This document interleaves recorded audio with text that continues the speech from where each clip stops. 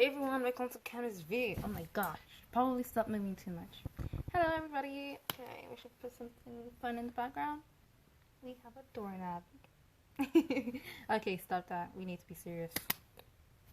And this is where the intro is. But then I didn't have an intro. So let's just skip right into it. Anyways, hello everyone. I'm going to be talking about solar.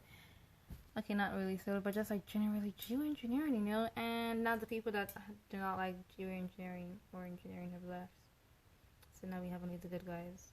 I'm just kidding, we have everyone that's good here. Okay, so you people are here because you saw a topic called geoengineering and you actually clicked on the video. You must be really bored. Also just plain sarcastic. Seriously, are you bored?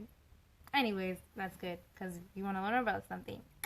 No, so I'm just gonna be here talking about geoengineering today, and for those of you that don't know, which is practically everybody including me, until like 3 weeks ago when I had to write an essay about it.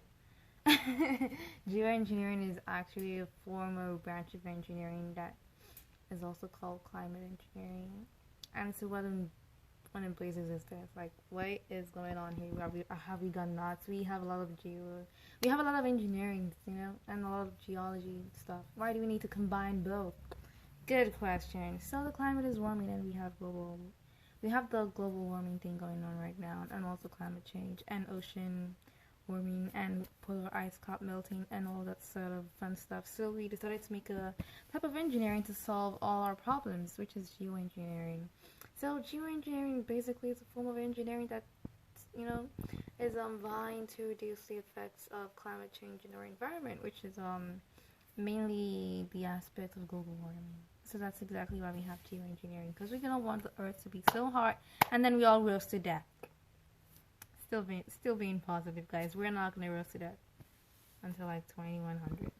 Anyways, so geoengineering, actually, that I think I've given the very good definition, because we are not here to learn, we're just here to watch me talk about geoengineering. So I'm just gonna move straight into the 3 types of geoengineering. And so like first let me just give a broad concept of what the geoengineering, you know, concept is. It's a little repetitive. Anyways, so we have geoengineering. Geoengineering, especially, we have like different types of geoengineering, but today I'm going to be focusing on solar geoengineering. So solar geoengineering is actually a type of geoengineering that their major issue, or should I say their major goal, is to reduce the amount of sun's rays that are coming into the earth, because they think, and it's actually true, that the sun's rays are increasing the effects of climate change. Now, does this mean the sun is bad and we should destroy the sun?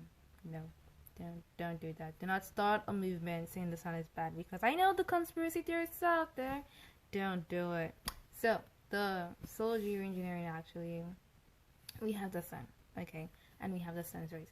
So the sun's rays, as for like 4.5 billion years since the existence of Earth, will always come down to Earth, and then the normal thing for them to do is to bounce right back into space.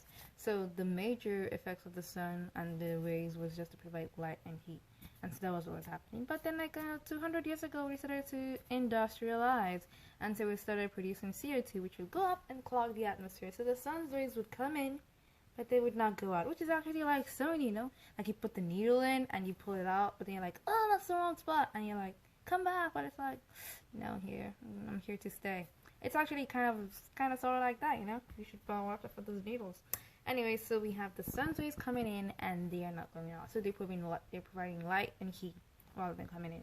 And because they're not going out, they're not taking the heat with them, guys. So now we have a climate and a planet that is becoming hotter because the sun's rays will not stop coming, you know. So it's accumulating heat, and personally, we do not like heat, except you're from Nigeria. Even we don't like heat. Even the British people don't like heat. I mean, they literally had a heat wave last year, and they were all wearing swimming and bathing suits. So I think we all agree that too much heat is not good for anybody. Neither is too much cold. But hey, we're here to talk about solar geoengineering. Anyway, so solar geoengineering actually has 3 types of solar geoengineering, which is a lot of different subcategories if you ask me. Anyway, so the first type of solar geoengineering is to combat the, you know, sun's rays. Actually, all types of solar geoengineering are combating the sun's rays. The first type is called marine cloud brightening. And so what is marine cloud? It sounds so nice. Marine cloud brightening. Oh, thank you so much. Thank you so much. Do not mind me. Anyway, so marine cloud brightening is actually from the concept of observing ships. And so most times we scientists notice that when you have ships in the water, whenever they move, they disturb the water, and so water droplets now scatter into the atmosphere. And then because the water droplets are transparent and water and physics thing, so we have water, we have physics, we have prisms, we have rainbows, and they reflect the light. It's a lot of physics stuff. You can learn about it online. I'm just here to tell you what it's about. Anyway, so we have the water droplets, which are tiny, reflecting a huge amount of sun's rays back into the atmosphere, because they are no longer in the water, but then they are now up higher than the ocean level. And so we have those areas where ships are usually at a little bit cooler, like point something degrees, point something degrees cooler than the rest of the environment. So that's exactly what they're trying to do. So the scientists decided, you know what we should do? We should get a bunch of water droplets and put them in the atmosphere. That way we reflect the light and then it's cooler. That's marine cloud brightening. Now the other type is spraying sulfur. So like relatively spraying sulfur, and it's actually not that much sulfur. It's just like 1 billion tons of sulfur. Which is, don't do that face at me. Don't give me that face, because you know what? We actually put up 50 billion tons of CO2 into the atmosphere. So 1 billion tons of sulfur is actually not that bad a comparison. Words. Anyways, it's fine. It's fine. We'll get over it. So that's kind of what we're doing here. We spray 1 billion tons of sulfur. The sulfur also has the same effect, just reflecting the sun's rays, and then we have a cooler Earth.